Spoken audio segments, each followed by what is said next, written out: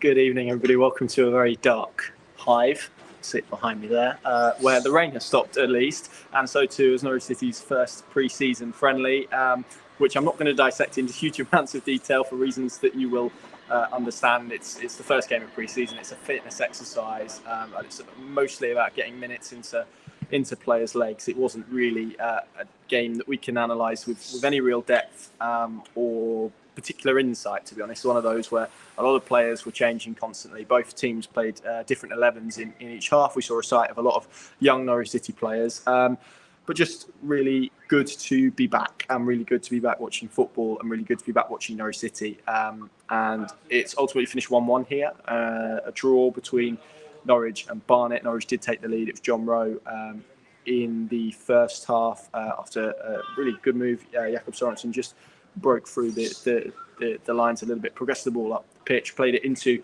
it was a lovely sweeping pass across to Callum Fisher, who worked the ball nicely. Rowe then overlapped, played it out to Rowe. His first shot was blocked, and the second one was a drilled effort into the bottom corner of the net, which gave Norwich the lead. And then they were paid back 5 minutes later. It was Marvin Armstrong who got on the end of Coker's cross, leapt higher than Ben Gibson, and upped a beautiful header into the top corner past Tim Krul. Both teams had goals disallowed for offside. I think Barnet had 2, Norwich had 1. Norwich just came through Przemysław Płacheta. But yeah, it was a game, I think, that you could realise that Norwich have been worked hard in recent days, and Jack Stacey said as much in the last week or so. It's been mostly running. There's been triple sessions. They had one of those yesterday, and there hasn't been a lot of ball work and a lot of tactical stuff done, which is why this game really is quite futile to analyse or to draw anything from. And I think as pre-season progresses, and we saw this last year, really, you can take trends and you can take different bits out of it, but I don't think you can ever reach any kind of overarching conclusion. So I think it would be remiss for anyone to do that. But that said, I think it was a decent test against a Barnet side in the National League, who are obviously making their own preparations. Over 500 Norwich fans here tonight. That's probably sums up a lot of Norwich fans who are based in London, but also probably the desire, I guess, for a turn page, for a freshness. And I think you could sense that within some of them. It's interesting to listen to David Wagner speak about maybe the attitude in the changing room being slightly different, and how it was perhaps livelier in their pre-game than it has been for a lot of championship games after they've added Ashley Barnes, Jack Stacey, etc. And I don't think it's a coincidence that we saw those players deployed in separate halves of this particular fixture. So look, in terms of what Norwich tried to do, they played 4-2-3-1. They dropped a midfielder into a back two. The fullbacks were high. It was very sameish, really, in terms of a blueprint to what we saw towards the end of last season. So that's probably why it makes it so difficult to speak about, because there hasn't been that work necessarily done. I am, yeah. That's dedication, isn't it? So yeah, that's probably what there is to say. I think as we progress through pre-season, that will become clear. First sight of Ashley Barnes tonight. It's good to see him. And first sight of Jack Stacey as well, who for me probably was the most impressive Norwich player in the second half. Some really good kind of lung-busting runs forward, excellent crosses, real range of deliveries as well. Crystal Solis had a chance late on that he should have converted, but just the thrust and the energy that Jack Stacey brought to this game in the second half was pleasing. I think with Ashley Barnes, that will maybe become a little bit different if he drops into a deeper position and we see Josh Sargent advance ahead of him. So that for me is where we're at. Obviously, a lot of players didn't feature tonight, the internationals. So, for example, Omar Vamadeli, Yanulis. We could list numerous others who weren't involved tonight. They only returned into the building yesterday.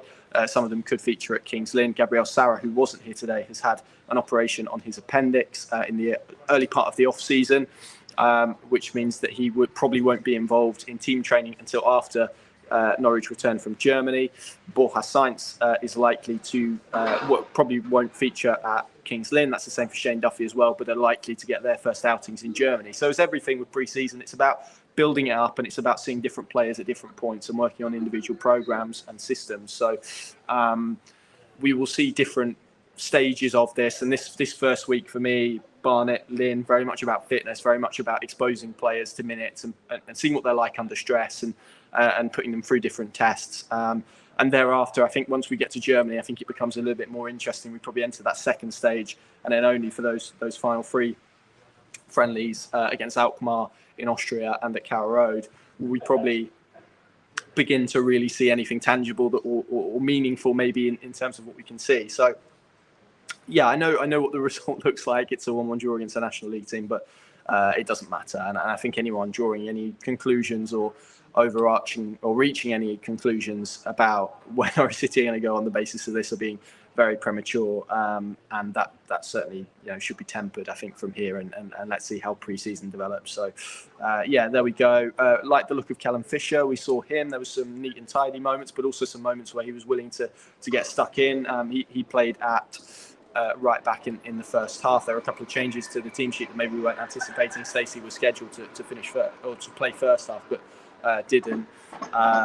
So we saw Callum Fisher in the first half. Again, quite small, quite nippy, willingness to get forward. Barley Mumba we saw on the left, and again there was a willingness, but probably saw that need to grasp the role that he's got here, because it's slightly different. He plays as a wing back at Plymouth. He's being asked to play as a fullback, and although David Wagner likes his fullbacks to be very high, I think it's a slightly different role that he's going to have to navigate, to understand and begin to kind of grapple with going forward, probably more so behind him, which maybe has always been an area of his game that has been slightly lacking.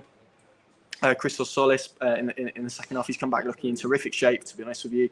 Really disappointing chance that he missed from a Stacey cross that got palmed out to him by the trialist goalkeeper, and just it was kind of mid-height, a bit awkward, couldn't quite get his head over the ball, and in the end just ended up getting underneath it and skying it over the bar. But for a player where he is, you'd probably expect him to do better. It's a big pre-season for him, to be frank.